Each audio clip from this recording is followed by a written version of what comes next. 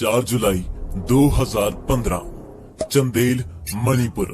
पंछियों की चहचहाट और सूरज की किरणों से चमक रहे इस पहाड़ी जंगल में डोगरा रेजिमेंट के जवानों का काफिला लगातार आगे बढ़ता जा रहा था। कोई गाना गा रहा था तो कोई हंसी मजाक कर रहा था, लेकिन एक बात कॉमन थी कि ये ठंडी हवा सभी को मोहित सा कर रही थी। आखिर 2 साल बाद घर जाने का मौका जो मिला था, इसी खुशी में वो अपने आसपास हो रही हलचल से पूरी तरह अनजान थे। मुंह पे कपड़ा और हाथ में बंदूक पकड़े हुए कुछ लोगों का झुंड इस मंत्रमुग्ध करने वाले जंगल की झाड़ियों में छुप चुका था। फौजी अब जंगल की गहराइयों में पहुंच चुके थे और वो जंगल को और करीब से महसूस करने लगते हैं। तभी झाड़ियों में छुपे आदमियों में से एक आदमी अपना रॉकेट लॉन्चर हमारे फौजियों के काफिले पर लॉक करता है।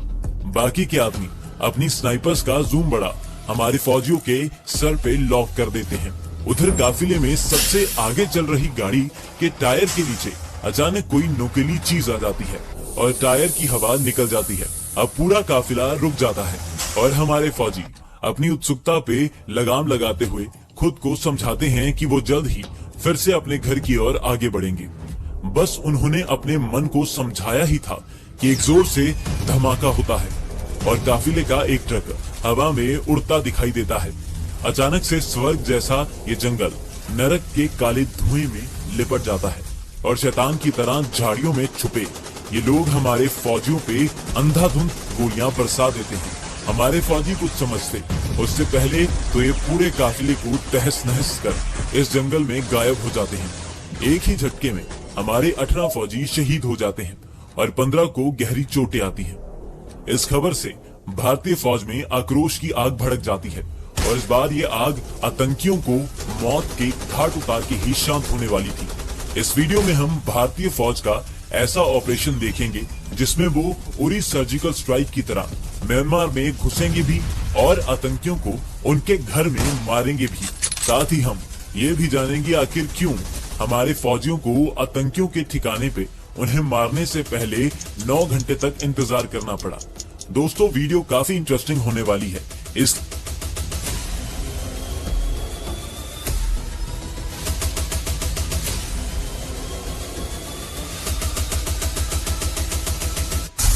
5 जुलाई 2015 न्यू दिल्ली। भारतीय फौज पर 1999 कारगिल वॉर से लेके आज 2015 तक कभी भी ऐसा घातक हमला नहीं हुआ था। इसी कारण अफसर से लेके मंत्री तक सबका दिल दहल उठा था। मामले की गंभीरता को देखते हुए पीएम मोदी तुरंत एक हाई लेवल मीटिंग बुलाते हैं जिसमें रक्षा मंत्री Manohar Parrikar, NSA Ajit Doval, army chief Dalbir Singh Suhag, home minister Rajnath Singh और defence secretary R K.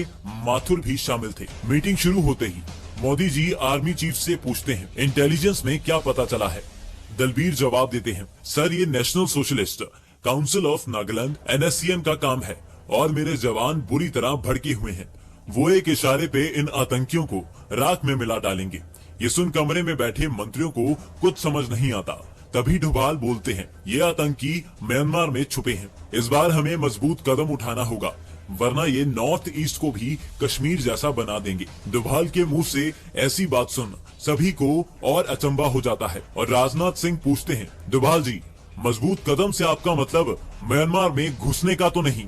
Doval Rajnath Singh की आंखों से आंखें मिला अपना चश्मा ठीक करते हुए हाँ में सर हिलाते हैं। कमरे में मौजूद कोई और इंसान डोभाल से कुछ कहता उससे पहले ही दलबीर बोल पड़ते हैं, हाँ सर, हम एयर स्ट्राइक या ग्राउंड स्ट्राइक कर सकते हैं। इसके बाद कई देर तक दोनों विकल्पों पे चर्चा होती है और एयर स्ट्राइक को खारिज कर दिया जाता है क्योंकि आतंकियों के कैंप के करीब ही आम लोग भी रहते हैं और भारत सरकार उनको नुकसान पहुंचा के इस ऑपरेशन को ह्यूमन राइट्स का मुद्दा नहीं बनवाना चाहती थी। अब मीटिंग अपने नतीजे पे पहुंच चुकी थी और पीएम एक आखिरी सवाल पूछ मीटिंग का मकसद पूरा कर देते हैं। पीएम दलबीर से पूछते हैं, हमारे जवान कितने दिनों में तैयार हो जाएंगे? इस पे दलबीर जवाब देते हैं, सर मुझे 3 दिन का समय चाहिए। ये सुनते ही पीएम हाँ में सर हिलाते हैं और कमरे में मौजूद सभी आदमियों की तरफ नजर घुमाने के बाद अपनी कुर्सी से उठकर मीटिंग का अंत कर देते हैं।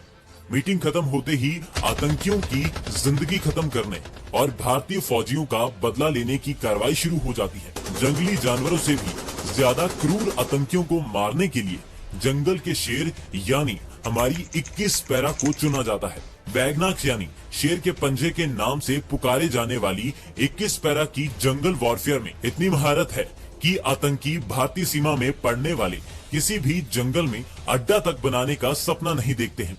और तो और नॉर्थ ईस्ट में भूकंप से लेके आतंक तक कुछ भी आता है तो सीना तान के भारतीयों की रक्षा 21 पैरा ही करती है।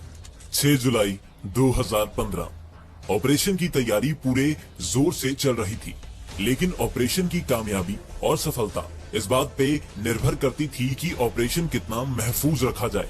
इसी के चलते भारत सरकार के मंत्री मीडिया के सामने कोई भी प्रतिक्रिया देने से बचते हैं और पीएम मोदी भी बांग्लादेश दौरे के लिए निकल जाते हैं। भारत सरकार का ऐसा ठंडा रवैया देख आतंकी बेफिक्र हो जाते हैं और साथ ही एक और हमला करने की तैयारी करने लगते हैं, बस इस बात से बेखबर कि पर्दे के पीछे पैरासेफ ने अपने जूते के फीते कस लिए हैं। और जब जब ऐसा हुआ है तब आतंकियों को नरक का रास्ता देखना पड़ा है। नागालैंड के दीमापुर में भारतीय सेना की 3 कोर डिवीजन की खुफिया लोकेशन पे army chief Dalbir Ajit Doval, 3 corps के commander lieutenant general Bipin Rawat और 21 पैरा के कमांडर ऑपरेशन की प्लानिंग के लिए इकट्ठा हुए थे। पैरा कमांडर बताते हैं कि हमारे गुप्तचरों की मदद से आतंकियों के सबसे बड़े ठिकाने की सटीक लोकेशन मिल चुकी है। हम 9 तारीख को हमला कर सकते हैं, लेकिन सिर्फ एक समस्या है, हमारे पास अभी 40 कमांडोज ही हैं और उस कैंप में 200 से भी ज्यादा आतंकी होंगे। ये बात सुन कमरे में एक शांति छा जाती है, लेकिन डोभाल को एक सॉल्यूशन दिखाई देता है। वो कहते हैं, आज पालम एयरबेस से करीब 30 कमांडोज यूएन मिशन के लिए कोंगो निकल रहे हैं। ये सुन सभी के दिमाग की घंटी बजती है और तुरंत उन कमांडोज को कोंगो की जगह नागालैंड बुला लिया जाता है। अब सारी मुश्किलें सुलझ चुकी थी और आतंकियों की नरक से दूरी खत्म होने वाली थी। दोस्तों, इन आतंकियों को मौत के घाट उतारने से पहले फटाफट इस आतंकी संगठन के बारे में जान लेते हैं। और अभी तक शुरुआत 1980 में एसएस खापलैंग द्वारा की गई थी और इसका मुख्य मकसद है नागालैंड को नागालिम नाम से अलग देश बनाना। इनका कहना है कि भारतीय कॉन्स्टिट्यूशन इनके ऊपर थोपा जा रहा है और ये अपने लोगों को इस अन्याय से बचाएंगे। लेकिन असलियत में यही वो लोग हैं जो अपनी आतंकी गतिविधियां करने के लिए पूरे नॉर्थ ईस्ट में ड्रग्स बेचते हैं और नागालैंड के दुकानों से लेके घरों तक सभी से टैक्स के नाम पे हर महीने जबरन पैसा वसूलते हैं। इन सब के अलावा इस ग्रुप को फंडिंग, हथियार और ट्रेनिंग पाकिस्तान और चीन से मिलती है। इन्हीं सब कारणों के चलते इन्होंने हमारी भारतीय फौज को निशाना बनाया था। 8 जून 2015 इंडो म्यांमार बॉर्डर, सुबह 8 बजे 21 पैरा के हमारे 70 कमांडोज अपने साथियों का बदला लेने के लिए पूरी तरह तैयार थे। Assault rifles, snipers, rocket launchers और नाइट विजन चश्मे के साथ बिहार रेजिमेंट के कपड़ों में हमारे कमांडोज म्यांमार बॉर्डर तक पहुंच जाते हैं। यहां से आतंकियों का कैंप जंगल में करीब 50 किलोमीटर अंदर था। अब कमांडोज जंगल में घुस चुके थे और एक दोहरी लड़ाई शुरू हो जाती है। एक तरफ उन्हें जंगल में मौजूद हर तरह के जंगली जानवर से बचना था और दूसरी तरफ ये आतंकी जंगलों में लड़ने के लिए माहिर थे। इसी कारण कमांडोज का सफर माइंस, जासूसों और हर वक्त आतंकी स्नाइपर से घिरा हुआ था। इतना भी काफी नहीं था तो आज इस जंगल में ह्यूमिडिटी 98% और तापमान 40 डिग्री पार कर चुका था। 15 किलो के पिट्ठू लेकर इन सारी मुश्किलों से बिना घबराए कमांडोज शिकार करने के लिए आगे बढ़ने लगते हैं। 4 बजे कमांडोज जंगल में इतनी गहराई तक पहुंच चुके थे कि सूरज की किरणें भी इस घने वनस्पति को चीर नहीं पा रही थी। ये 70 कमांडोज लगातार आगे बढ़ते जा रहे थे और हर एक घंटे में रेडियो से एक बीप मैसेज बिपिन रावत को भेज रहे थे। तभी कुछ ऐसा घटता है जो एक झटके में पूरे ऑपरेशन को खटाई में डालने का समर्थन रखता है। एक तरफ से कमांडोज जा रहे थे और उनके सामने से 2 आदमी दबे पांव बंदूक पकड़े कमांडोज की तरफ आगे बढ़ रहे थे। कमांडोज की जैसे ही इन पे नजर पड़ती है वो तुरंत इन दोनों को घेर लेते हैं और पूछताछ करने पे पता चलता है कि ये लोकल शिकारी हैं। कमांडोज फिर भी कोई रिस्क नहीं लेना चाहते थे और इन्हें बेवजह मार भी नहीं सकते थे। इसी कारण टीम कमांडर इन्हें साथ ले जाने का फैसला लेते हैं। रात 8 बजे गर्मी और जंगल से लड़ते हुए हमारे कमांडोज इस 500 एकड़ में फैले आतंकी कैंप के बाहर पहुंच चुके थे और अब ऐसा इंतजार शुरू होने वाला था जिसके चलते कमांडोज को इस मौत के कुएं में पूरे 9 घंटे चुपचाप बैठना था। टीम कमांडर सभी कमांडोज को 2 टुकड़ियों में बांट देते हैं। एक टुकड़ी सीधा हमला करके और एक टुकड़ी कैंप के बाहर घेरा बना के सुनिश्चित करेगी कि कोई आतंकी भागने ना पाए।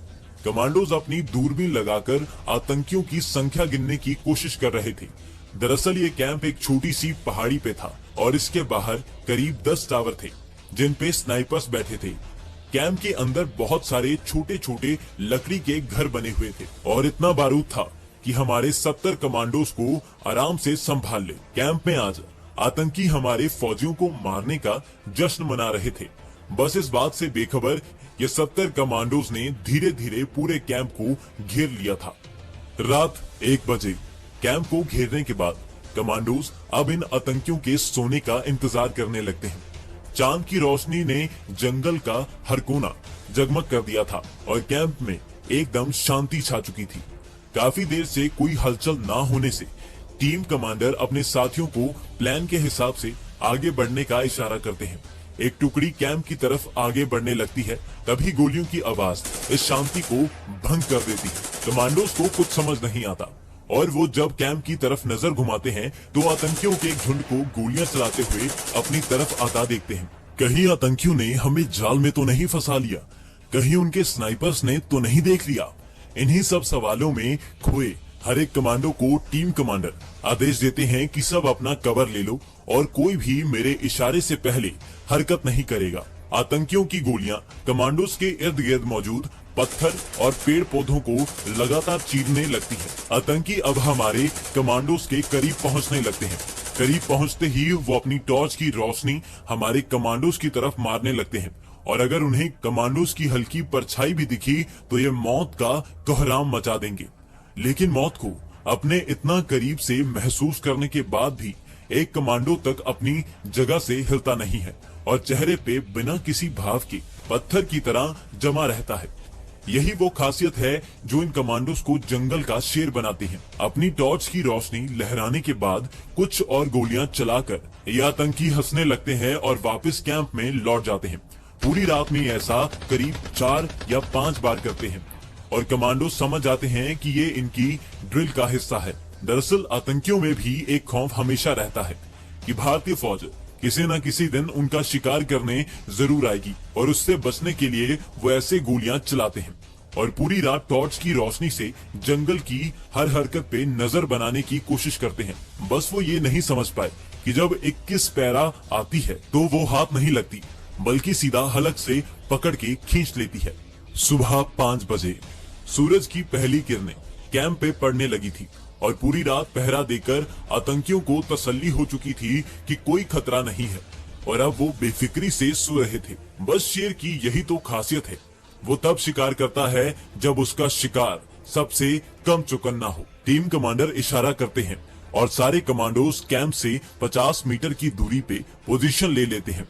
कमांडर उंगली से 3 की गिनती गिनते हैं और गिनती खत्म होते ही एक साथ 10 रॉकेट लॉन्चर कैंप पे बरसने शुरू हो जाते हैं। दूसरी तरफ से स्नाइपर टावर में मौजूद आतंकियों का सफाया कर देते हैं। एक ही झटके में ये कैंप तबाही का विकराल रूप देखने लगता है। आसमान में काला धुआं और जमीन पे आतंकियों के खून के लिए प्यासी गोलियां चलने लगती हैं। कमांडोज की एक टुकड़ी कैंप में घुस जाती है और धड़ाधड़ गोलियां चलाने लगती है।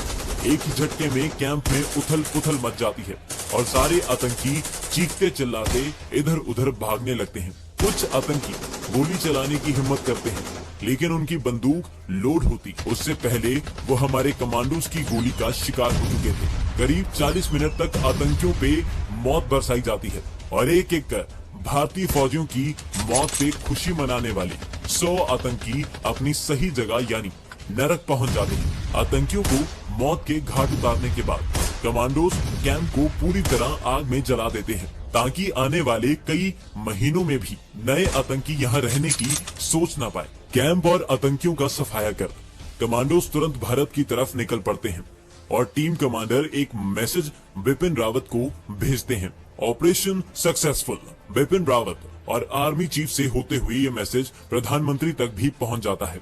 इसके बाद भारत सरकार बिना दुनिया की फिक्र करे अपने कमांडोज के शौर्य का दुनिया के सामने ऐलान करती है। आर्मी प्रेस को बुला के पूरे ऑपरेशन के बारे में बताती है।